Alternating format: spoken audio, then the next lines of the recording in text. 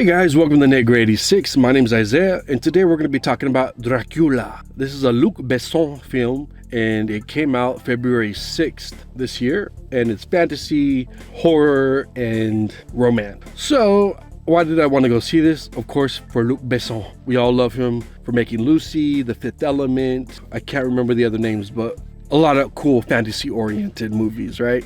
And so I was so excited to see a Luc Besson film. I haven't seen one of his movies in a while. So it starts off really well. The first act is phenomenal. The wide shots, you have close-ups, you have typical or Luc Besson's MO kind of film. Very beautiful contrast with colors. The cinematography is crisp, clear. The lenses he uses are phenomenal, beautiful to look at, and that's all we would want, right? So the first act, or the first part of it opens up in like medieval times. You have amazing costumes and set designs. Like every detail is beautiful down to the small detail. He uses a lot of colors in different ways to make every scene pop. So you get that. The acting is on fire. The casting is great. You have the lead, Caleb Landry Jones, I believe. What's his name? Yeah, I got it. Christoph Waltz. And then you have some beautiful actresses. Zoe Blue, who plays the love interest, Elisabetta.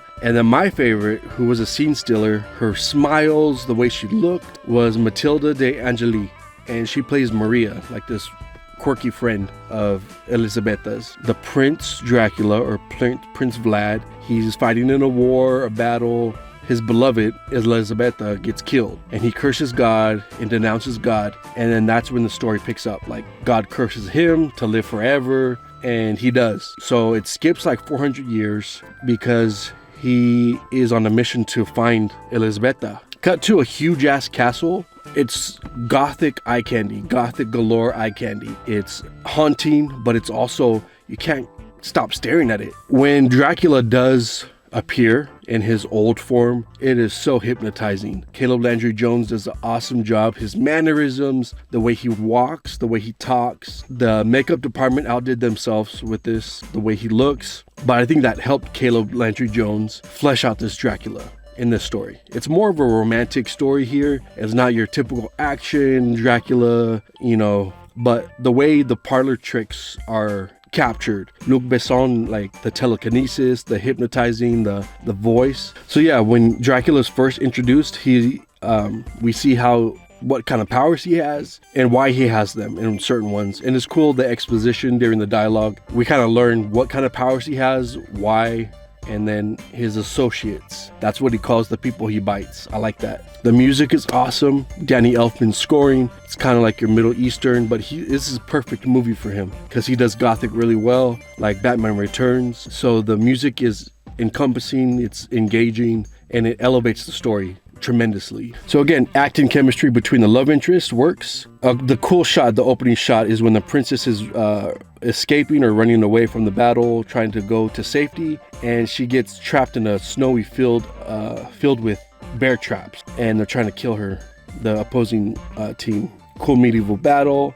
stunning wide shots with crisp, clear colors, contrast, and story is very balanced in the first act. So the story, when it goes in 400 years into the future, to the present of the story, the reveal of the first vampire is seen. The one who plays Maria. She is beautiful, mesmerizing. Her body reactions are hypnotizing. The way she smiles and like tears up, it's awesome. You have some fun dialogue with little hints of quirkiness and slight humor, which is subtle, but very Besson because it doesn't take away from the drama and love story. The lead actor is super intense, like when he confronts the priest in the beginning and he kills him.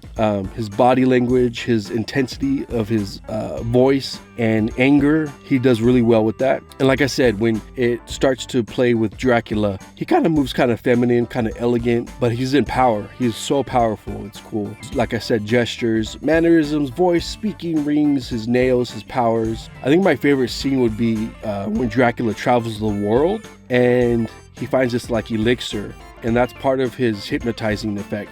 He puts it on and like all the guests or women fawn for him, and it gives us like a montage dance kind of thing. It's kind of quirky, it's weird, but it's fun. It was awesome. And then the mix of the CGI and the claymation for the gargoyles is very fluid and clean.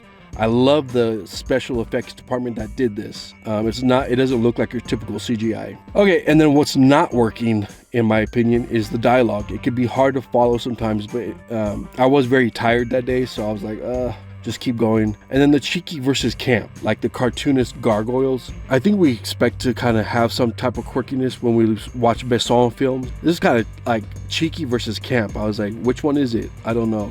And then the circus montage when Dracula Mina, who looks like his Isabelletta or whatever she's called. So he finds the lookalike that he's been searching for, and he tries to, how do you say it? Like restart her mind, her memories. So that whole scene, it was kind of too long for me, but it was still enjoyable because it builds the character, right?